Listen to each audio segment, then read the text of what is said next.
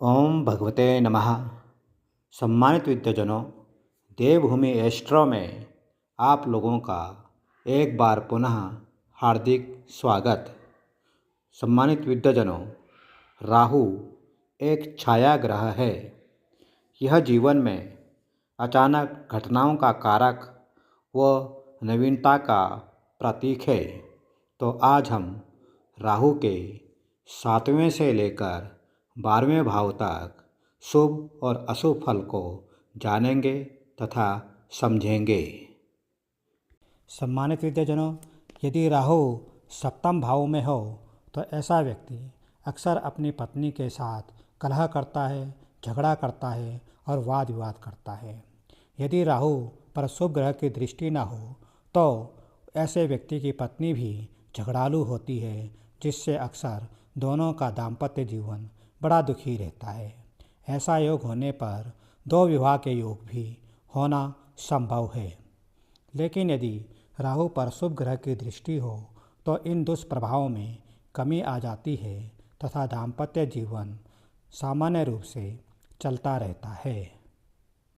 सम्मानित विद्याजनों, यदि राहु अष्टम भाव में हो तो ऐसा व्यक्ति अक्सर झगड़ा करने में प्रवृत्त रहता है। इसी कारण वह पाप कर्म भी करता है। कदाचित ऐसे व्यक्ति के साथ दुर्घटनाएं का योग बना रहता है। ऐसे व्यक्ति को अक्सर बवासीर जैसे रोग होने की भी संभावना रहती है। लेकिन ऐसा व्यक्ति अत्यंत ही तंत्र मंत्र का और गुप्त शक्तियों का ज्ञाता हो सकता है। इस प्रकार के कार्यों में वह अत्यंत ही विद्वान होता है। अतः ऐसे व्यक्ति को अपने इस कार्य द्वारा जनहित कार्य करने चाहिए। सम्मानित विद्याजनों, यदि राहु नवम भाव में हो तो ऐसा व्यक्ति धार्मिक कार्यों में कम रुचि रखता है। इसी कारण उसे भाग्य का पूर्ण साथ नहीं मिलता तथा जीवन में पत्नी और संतान से परेशानी होने की संभावना भी बनी रहती है। ऐसे व्यक्ति की मतांतर से स्त्री अधार्मिक और अनुदार होती है, जिसके कारण दाम्पत्य जीवन में भी परेशानी होना संभव है। यदि राहु शुभ ग्रह की दृष्टि में हो अथवा शुभ ग्रह के घर में हो तो इस प्रकार की अशुभ फलों में कमी आती है तथा व्यक्ति को शुभ फल प्राप्त होता है। सम्मानित विद्याजनों, यदि राहु 10वें भाव में हो तो ऐसा व्यक्ति शूरवीर और शत्रुओं पर विजय प्राप्त करने वाला बुद्धिमान तथा विद्वान व्यक्ति होता है। राहु पर यदि मित्र ग्रह की दृष्टि हो तो ऐसा व्यक्ति राजनीति में अति चतुर और प्रवीण होता है। वह लोकनायक जैसे विधायक या सांसद बनने की पूर्ण समर्थ व शक्ति रखता है। ऐसा व्यक्ति राजनेता हो सकता है, इसमें कोई भी दो राय नहीं है।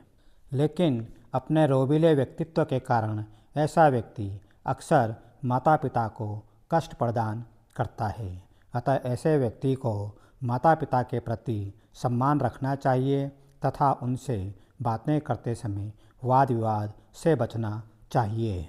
सम्मानित विद्याजनों, यदि राहु 11वें भाव में हो तो ऐसा व्यक्ति जीवन में अति उन्नति करता है। ऐसा व्यक्ति विश्वसनीय होता है तथा कभी किसी को धोखा नहीं देता है। ऐसा व्यक्ति अत्यंत विद्वान और धनवान होता है। ऐसा व्यक्ति अपने जीवन में सुंदर मकान का निर्माण करता है। साथ ही वह काव्य शास्त्र का भी ज्ञान प्राप्त करता है। ऐसा व्यक्ति ग्राम नायक, जिसे आजकल पंचायत मंत्री भी कहा जाता है, वह इस पद को सुशोभित करने में समर्थ होता है। अतः 11वें का राहु मनुष्य को संपूर्ण प्रकार के सुख ऐश्वर्य प्रदान करता है। यह 11वें का राहु अति शुभ होता है। सम्मानित विद्याजनों, राहु यदि 12वें भाव में हो तो ऐसा व्यक्ति अत्यंत ही परेशानी में घिरा रहता है। ऐसा व्यक्ति स्वच्छंद और मनमानी कार्य करने के कारण कभी कभी नीच कर्म में भी निरत हो जाता है। नीच कर्म करने के कारण, कपटी और छल जैसे कार्यों को करने के कारण ऐसा व्यक्ति अक्सर जेल की यात्रा भी करता है। ऐसा व्यक्ति अत्यंत अहंकारी और दंभी होता है। ऐसे व्यक्ति को चर्म रोग, नेत्र रोग होने की संभावना भी बनी रहती है। अतः ऐसे व्यक्ति को राहु का जाप अवश्य कराना चाहिए, जिससे उसके जीवन में दुष्फलों में कमी आए तथा वह जेल जैसी यात्रा से बच सके। प्रिय सम्मानित विद्याजनों, आप लोग अपनी अपनी कुंडली में इन योगों को जरूर परिलक्षित करें और जानें तथा समझें। कमेंट बॉक्स में ज़रूर कमेंट करें।